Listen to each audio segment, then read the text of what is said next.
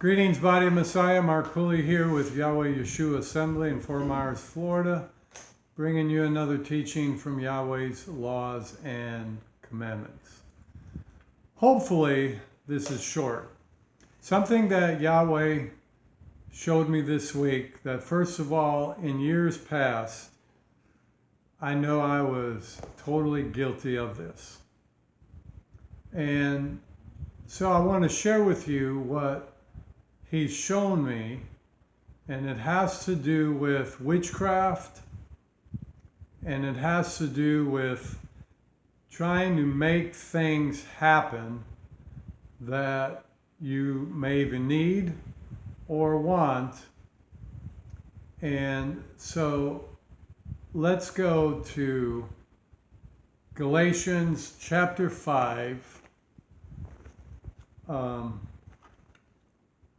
The book of Galatians, chapter 5. And this teaching is to help all of us so that if we get caught up in something like this, that we can catch ourselves and go back to just waiting and trusting in Yahweh.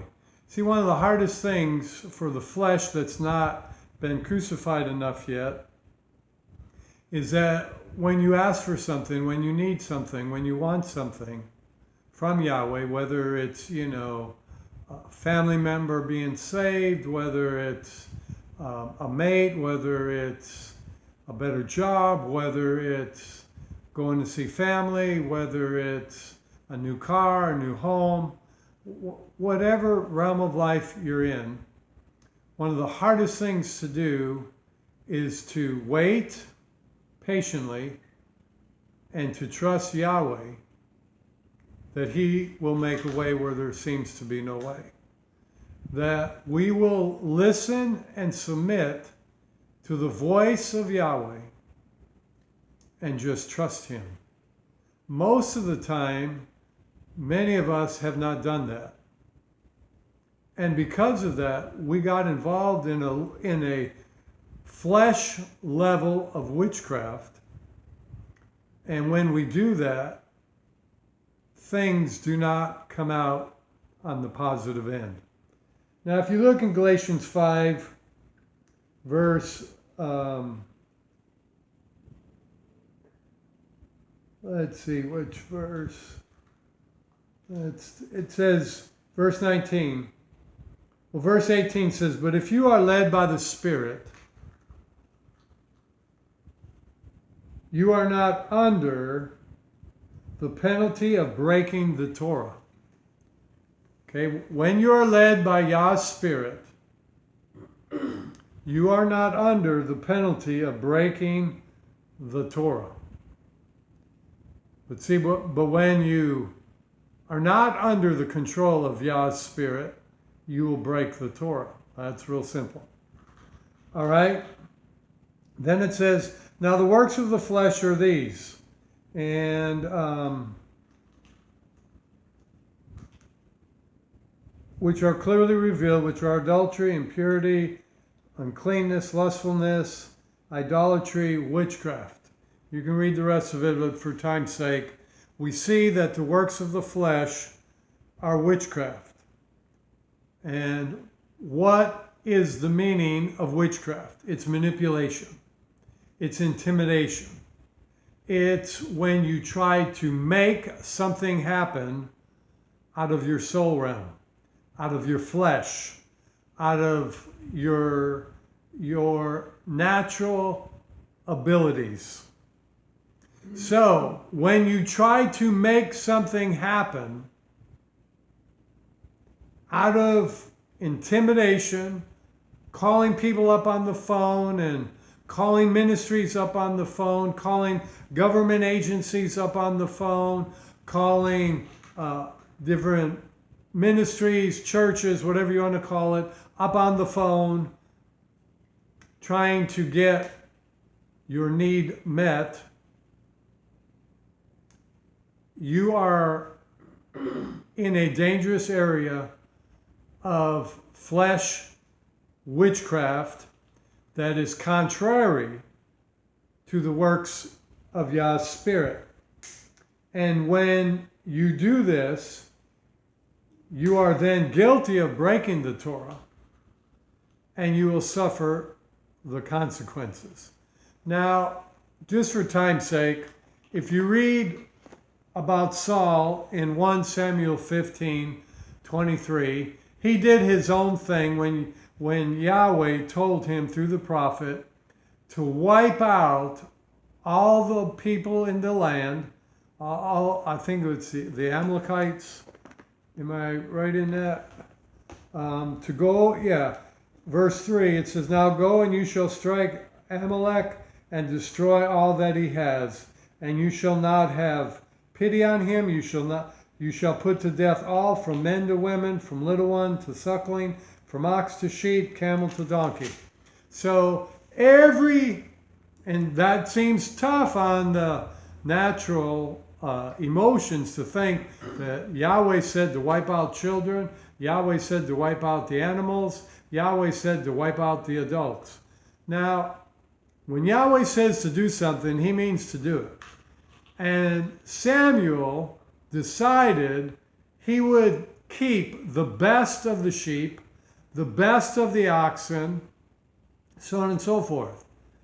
And by doing so, he was subverting and putting his will above Yahweh's will. And the scripture says in verse 23, "Does Yahweh delight in burnt offerings and sacrifices, as in obeying the voice of Yahweh? Behold, obeying is better than sacrifice. For rebellion is the sin of witchcraft, divination. Stubbornness is both iniquity and idolatry. Because you have rejected the word of Yahweh, so he has rejected you from being king." So in this, what we can see and we can understand, that when we force an issue, we are crossing over into witchcraft. And witchcraft is when you use intimidation factors, and you can pry or pry on people's emotions. And what brought this up this week is I had someone call the ministry, and this is the second time that they've wanted money. The first time, my heart, I was compassionate for them, and, I gave to them. Then they called the second time, like a couple months later, wanting money, and in between, never heard from them, never talked with them, nothing. And so that revealed to me that all they're doing is trying to get money to meet their needs. And they come out with a emotional plea for money. Then they called this week, wanting money, and it's a good substantial amount, to pay the rent. And again, they used, tried to ply or to work on my emotions to get us to give. And I said we weren't able to. And then they kept calling, they kept texting, they kept manipulating, they kept intimidating. See, that's all witchcraft. And see, even if you were to receive what you wanted, the end result would be negative. And I've seen this time and time again. First, let me start with an example from my own life. Now, I was in serving Yahweh. I was probably 19 or 20. And, I was party animal. And remember when the customized vans were real popular? Oh, I just had one. And a friend of mine, he was a car salesman. I called him to see if he could help me, get a customized van. And he said, yeah. But he said, let me just wait for a while. Let me work on some things and I'll get back to you. Well, like most flesh people, I waited a little while and then I took it upon myself to make it happen. And after I took it upon myself to make it happen, after about three months, the van was repossessed. I got what I wanted, but the end result was worse than if I never would have gotten it. Now, for that 3 months, I looked cool and I thought it was awesome, but nonetheless, it was a negative. Other people, they wanted a house or they wanted to marry somebody. And, you just knew that they shouldn't do it. But they forced the issue. And in the end, they suffered. They got divorced, or they lost the house, or the house is so expensive they can't afford it. See, they got it all because they forced the issue.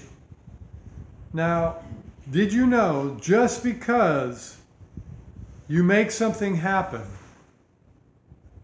that you desire or want doesn't necessarily mean it's okay with Yahweh or that it's His will? You may want to go on a vacation, go see some people, or whatever the case may be.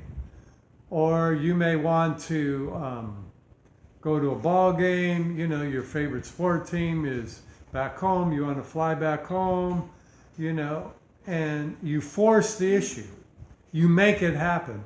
You keep calling and getting people to put you up, getting people to help you, if you find, the airline ticket or some way to get there, everything that's necessary, you force the issue. And then you go up there and you get sick. That reveals that you weren't supposed to be there in the first place. See, we need to discern. Remember Deuteronomy 28. If you listen to the voice of Yahweh, your Elohim, and you obey His laws and commandments, then you'll be blessed coming in and going out. Then these blessings will come upon you. See, most people have not learned to listen to the still small voice of Yahweh and follow it. And they have not learned to listen and obey Yahweh and trust Him. Here, let's go to Jeremiah chapter 17.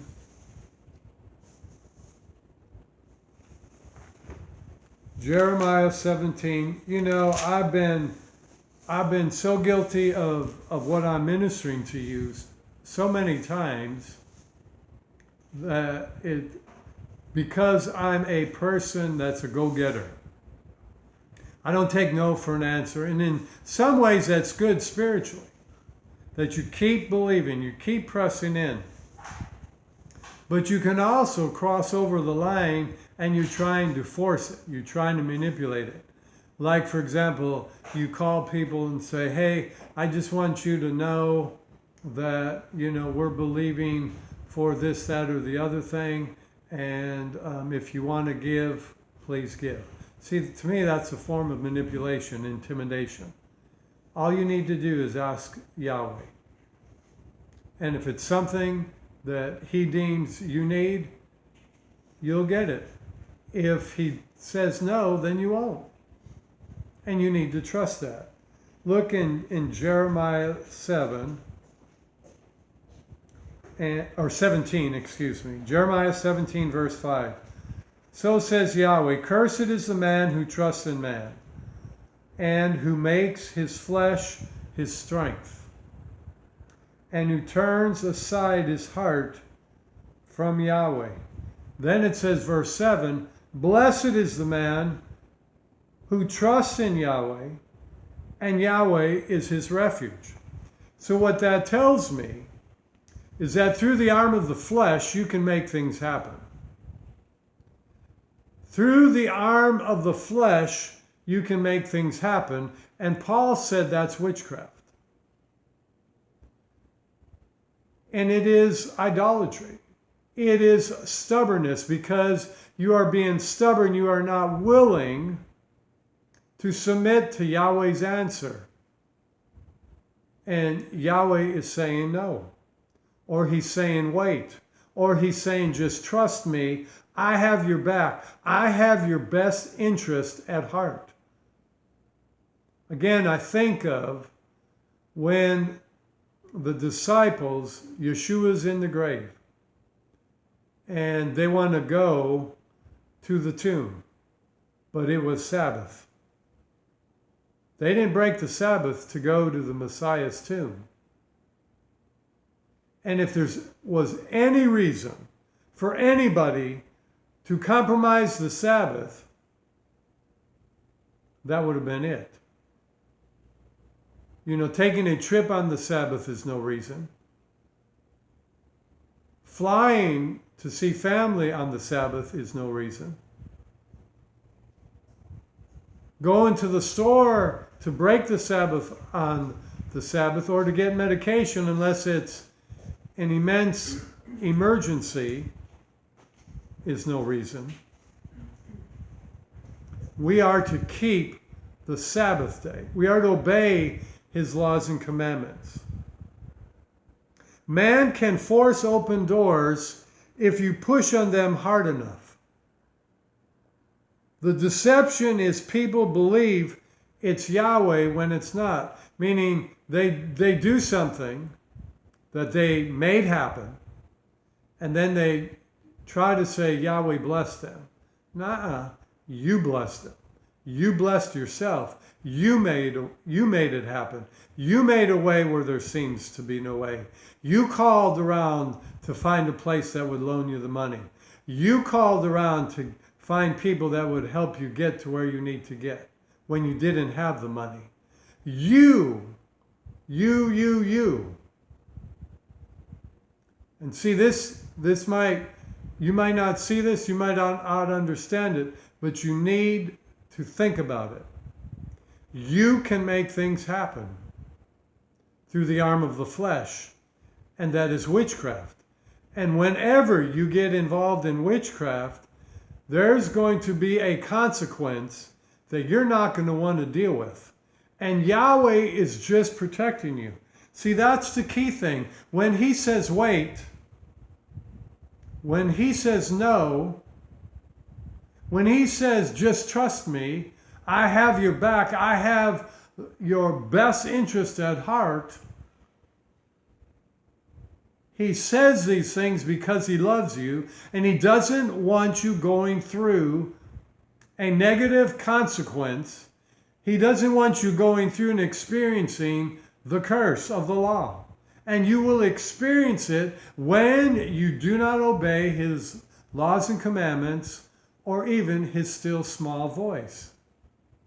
He said that we need to listen to his still small voice. Why does it say still small voice? Because not everybody's gonna hear it.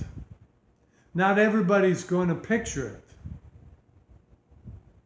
Not everybody's going to receive it. But nonetheless, we need to learn to listen and trust Yahweh, that he has our best interest. And if it's not a life and death situation, you need to just wait and trust in Yahweh. Wait and trust in Yahweh. Wait and trust in Yahweh. We have to listen and wait for his voice and do nothing until he speaks. See, we have to develop, and Yahweh wants to develop that level of trust in you for him. He wants to get you to trust him, that you will know that he has your back. He has your best interest at heart. And see, for many people, they have a hard time with that. They want it now. All they can think of is what is going on now. They're going to make an emotional decision based on their soul realm now. Even when they are advised to wait, even when you give them advice, don't buy that. That's too expensive. It's going to be too much for you to handle. Or, you shouldn't marry that individual. I don't know why, but you need to just wait. But then they make their decision and they do it anyways. And see, and that's the key. We need not have this in our life, and that is, we're going to do it anyways. We do whatever we want. And see, a lot of people have that, and they don't even realize that they live their lifestyle doing whatever they want, regardless. They're just going to do whatever they want. Doesn't matter the advice you give them. Doesn't matter the scriptures you show them. Doesn't matter the counsel you give them. They're going to do whatever they want. And when you are a person like that you do whatever you want, that's idolatry. That's also witchcraft. And you will suffer the consequences for it. I know, and I'm still going through learning to trust in Yahweh. Even when He says no. Like, for an example, some years ago, I had the green light for us to buy a cabin in New Mexico. We even went out there, we found some cabins, and they fed our budget, we were going to rent them out, so on and so forth. And, and for months previous, I had the green light. And when we were there was this one cabin I was thinking of, I wanted to do it. But something was holding me back. So I just waited. And the more I waited, the more the answer was either not yet or no. I just couldn't go through with it. And then all of a sudden that desire totally deserted. And both Linda and I both said, we no longer enjoy life on the beach like we used to. Our heart was for the mountains. Our heart was to live in a small community in the mountains. And yet it wasn't coming to pass. And so we could have just gave up and said, well, that must not have been Yahweh's will. And that is a possibility. But another possibility is not yet. And I remember a prophetic word when we moved into the house that we moved into, that we would live there until retirement. Now, I don't know what's going to happen after retirement, but things that we thought of was this house will be paid in full, so maybe we'll just live here part-time and just go up to the mountains for 2-3 months in the summer or something like that. But nonetheless, even when we want to say, well, maybe it's just not going to happen, yada, yada, that something goes off on the inside, you just need to trust. I have your best interests at heart. Now, when COVID came and they weren't allowing anybody in, we would have been stuck with that mortgage payment without any income coming in off of that property. So was that the reason? I don't know. But nonetheless, I learned through that Yahweh has our best interest. A lot of times we don't know what He saved us from. Also, during that time, there was a big fire around that community. Did he save us literally from our house burning up or even being burnt up in a fire? I don't know. But nonetheless, he has our best interest. And we have to learn how to trust Yahweh and that he has our best interest at heart. And that you have to learn how to hear his voice and submit to it. Otherwise, if you force the issue and you make things happen, you will be in witchcraft and you will suffer the consequences of it. Witchcraft is making something happen through the flesh. That's at least one part of it. When Yahweh says no, or not now, or wait and trust me, and you do it anyway, or you stay at it until you get it, or get what you want, that's flesh witchcraft, according to what Paul said. And so we have to learn that if we force or try to make something happen, instead of just trusting in Yahweh, that if he wants you to do something, he will make a way. If he wants you to be somewhere, he will make a way. And it won't be through your flesh. It won't be through you making it happen. It will be through supernatural means. It will be through him leading others to open the door without your involvement. That's Yahweh.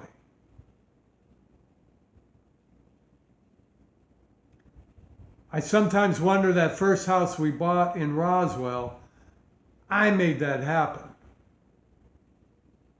And because of it, we had some negative circumstances we had to deal with when we sold it. And see, I just kept forcing the issue, trying to get a loan, so we could get a house. And see, that wasn't Yahweh. In Deuteronomy 7 verse 4, it says, "But Pharaoh will not listen to you, so that I may lay my hand on him." And then I put in parentheses, "in judgment." When we don't listen and obey Yahweh, we can always expect Yahweh's judgment and discipline. And you can reread Deuteronomy 28 verses 1 and 2 about listening to his voice, obeying his commandments, and then you'll be blessed. And verse 15 says, if you disobey, you'll be cursed. So when we do not listen and trust Yahweh, we will have some circumstances that will fall under the heading of the curse. There will be a curse come upon you when you disobey. That's not always easy to realize that's what happened, that there are many things that the enemy does. But there are many things and decisions that you do, that you make happen, that opens the door up for the curse of the law to come upon you, make you sick, dry up your finances, close doors that Yahweh was in the process of closing. Why? Because you are not listening to his voice, because you are not obeying his laws and commandments, because you are compromising something he said to do or something he said not to do, and you will suffer the consequences. You and I cannot think that we can willfully disobey something Yahweh, like for example, you're wanting to buy a TV. You buy said TV. Even though Yahweh said not to buy said TV. He said to wait. Or he put you a check in your spirit not to do something. And you did it anyways. And on that trip you got in a crash and you destroyed your car. You got injured. Whose fault is that? It's your own fault. Because you disobeyed. He was giving you a hesitancy on not going on a trip. Now, sometimes it's real clear when Yahweh says, wait or don't do something or don't buy something. Other times, you have to really have a discerning ear to hear the voice of Yahweh. And when you don't have a discerning ear to hear the voice of Yahweh, because all your life you've just done whatever your flesh wanted to do, you're not going to have an ear to hear what thus saith Yahweh. You have to start disciplining your flesh to do what His voice and His word and His laws and commandments say to do on a consistent daily basis. And if you're weak in this area, He will keep taking you through this mountain until you get it. Until you just say, Yahweh, I trust in you. I'm just going to wait and wait patiently, wait in faith. I'm going to believe you. I'm going to trust you that you have my back. And if your answer is no, it's no. If your answer is wait, then I'll wait. And I ask for your help in doing this. And so I pray that this teaching helps you understand some things about listening to the voice of Yahweh, submitting to the voice of Yahweh, obeying the voice of Yahweh, and that He has your best interest at heart. He wants to keep you from the accident. He wants to keep you from the infirmity. He wants to keep you from the sickness. He wants to keep you from being guilty of witchcraft. He wants to keep you from breaking His Torah. He wants to keep you from breaking His laws and commandments. He wants to keep you in peace.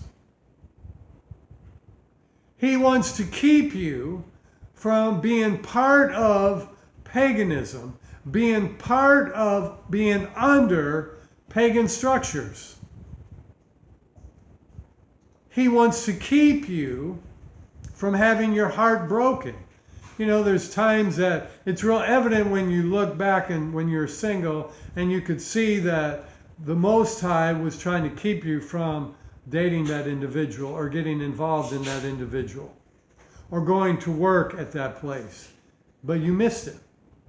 And because of this, your heart is broken. Because of this, you sinned. Because of this, you broke His laws and commandments. Because of this, you may be in great financial debt because you just did what you wanted to do. That happened to me when I bought a motorcycle when I lived in Roswell, New Mexico. I did what I wanted to do. It wasn't a wise decision. People told me not to do it, but I did it anyways. I thought I knew better. I thought, what do they know? So anyways, I pray this helps you.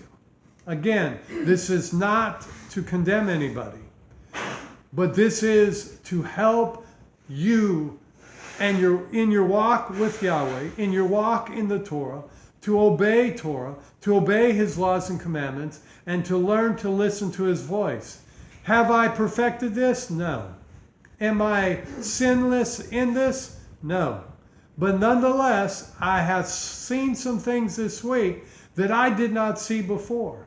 And so I wanted to share it with you so that any meat in it, anything in it that can help you, I pray it helps you. So until next time, Yahweh bless you. Yahweh make His face shine upon you. And Father, any one of us have been coming up short in listening to your voice, trusting your voice, knowing that you have our best interests at hand, knowing that you are just wanting us to trust you.